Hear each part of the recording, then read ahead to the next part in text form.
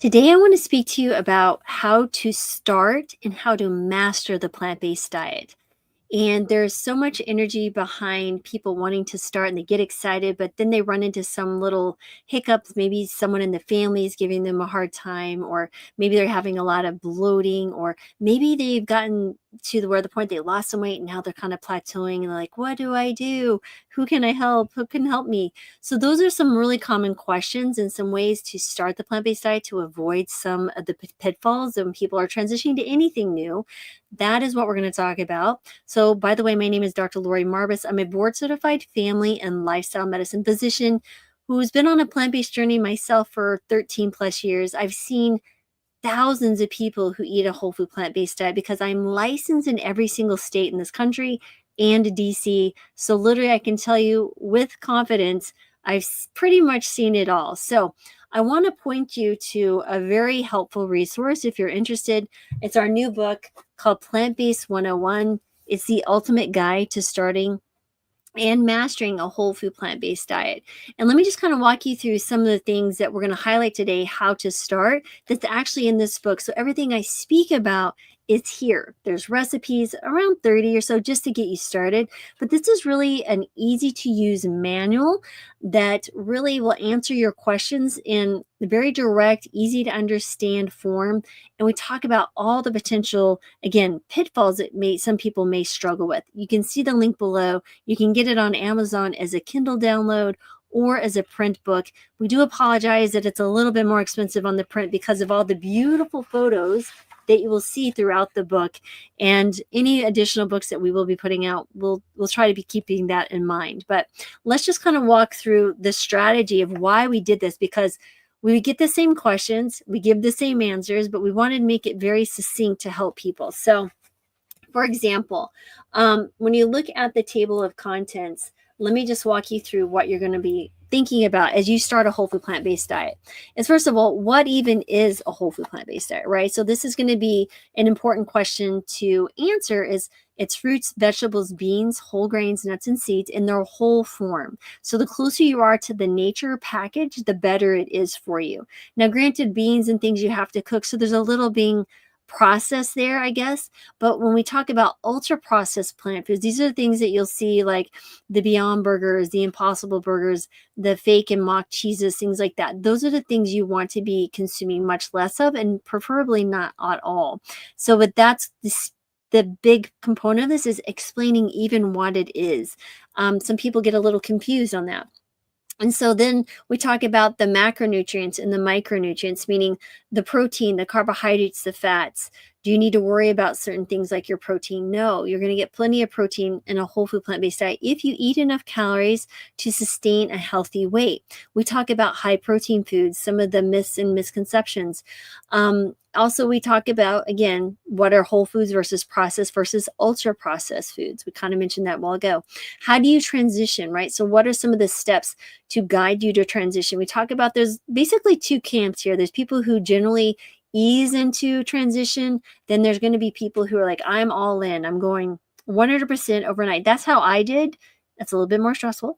But an easy way to do this is maybe start with one meal at a time. Breakfast first, right? For a week. Then go breakfast, lunch, then breakfast, lunch, dinner. Look at the repertoire of recipes that you're already consuming and make that part of your normal rotation of foods. So that is one way to transition to a plant-based diet. We talk about dealing with cravings and withdrawals, meal planning and prep for beginners, kitchen essentials and grocery shopping guide, right? Again, if you guys are just jumping on Brittany, Giroudi, and I, this book link below to get, I'm walking you through what we decided was important because, again, we help so many people, and I'm giving you some little bits as we go along the book. So let's say talking about dealing with cravings and withdrawal, right? What are those simple one-to-one meal swaps that you can do?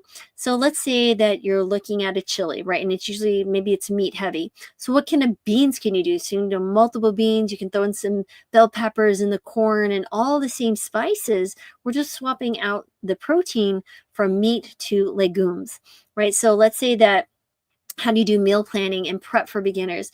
I think, again, it goes back to look what you're already consuming that's already whole food plant-based. Start there. That's your basics. And then what's going to be an easy switch? So let's say you're doing, you like spaghetti and marinara, right, with meatballs. So now you can easily make tons of recipes, especially like the Giroudi family YouTube, which is Brittany wrote this with me. You can make some great plant-based variations upon that. So that is one way to look at it, is like, what's already plant-based fully? What can I transition to a pretty easy plant-based meal, and then go from there, right? So the other piece here is batch cooking. There is a lot more chopping and things that come with this. It's a little bit more labor intensive, but once you kind of get into rhythm, probably twice a week, I would say do some meal prepping, like batch cooking. Sundays and Wednesdays are good ways to approach. Then we talk about nutrient-dense plant-based foods and their health benefits, right? We really dive into the deep dive of, what do you do if you're diabetic? I heard I have to restrict carbohydrates. What about hypertension? These medications may need to be reduced. And those are two places I would say really, really important that people need to pay attention. So if you're on diabetic medications, hypertension medications, you may get very well very quickly, and it may not even take a huge weight loss, right? I've seen people maybe lose 5 pounds and we're already stopping diabetes medications. Not an uncommon scenario. So paying attention to that. And again, the nuances of that are probably for another book that we'll be publishing around each chronic disease. We're going to talk about that. But those are some things we talk about. We talk about the importance of fiber and its resources, how to get enough fiber. Are you going to get enough fiber? We also talk about how to avoid certain nutritional deficiencies, things that you're concerned about, like what supplements. What are some natural sources? Also, we talk about labs. What labs should you be getting on a plant-based diet? Speaking of, for example, your B12, making sure that you're getting enough iron and things like iodine that can affect your thyroid. So we talk about all of that, what labs you should be getting, what are the markers, different things like that. And then we also speak about pregnancy, breastfeeding, children, and athletes. These are kind of some unique and special populations, older individuals as well. Is there anything special that we need to pay attention to there? And then we talk about the recipes. And the fun thing that I really like is, then we dive in a little bit deeper into the ecosystem of eating, right? So what do we do when we are eating out? What do I do? You look at the menus, right? Look at the different menu options. What is plant-based friendly, right? So let's say there's some side dishes. Let's say there's some side of steamed vegetables, a sweet potato on one side, and maybe some beans or a bean chili or something, or minestrone soup. You could say, hey, can I get all these sides and put them as one? Or look at their salads. Maybe they're very rich salads, but you just say, hey, hold the cheese for me. Add some avocado and say, can you make that a switch so I'm not paying more for less food? That is a really important thing to talk about. So most of the time, people are very accommodating when you tell them, hey, I can't eat this. Can we switch this for that? That's perfect. And many, many times now, restaurants, most of the time, will have at least one plant-based entree that you can feel pretty good about it. Again, depending on your oil status and where you want to avoid. Just know that this absolutely can happen. One thing I love to do is we like to look for ethnic restaurants. Like Ethiopian is absolutely some of my favorite. You have Indian, you have Nepalese, you have Mexican, all of these Italian. There's all these different ethnicities that will absolutely have some plant-based options for you. You just have to look at the menu and be open and looking for solutions. The other thing is, when you're traveling, we're traveling full-time in an RV now, and I can talk a lot about what do you do there, small spaces. We talk about the myths and misconceptions. What do you do with family who's giving you a really hard time? How do you bring kids into this, right? What do we need to pay attention to? And then we give you some index, right? We talk about what are some of the high plant protein foods, plant sources of iron, calcium, zinc, magnesium, iodine. What do you do if you get a lot of toots? A little bit of flatulence going on. Yep, that can happen. What do you do? Well, that's in the book here. Let me pull up, again, some humor. How to use humor to diffuse a very stressful situation. So again, the link is below. You guys, the Kindle edition is only like $5. We made it as cheap as we possibly could. If you want the print edition, it's a little bit more, again, because of the high number of photos. We wanted it to be enjoyable to look at, not just read.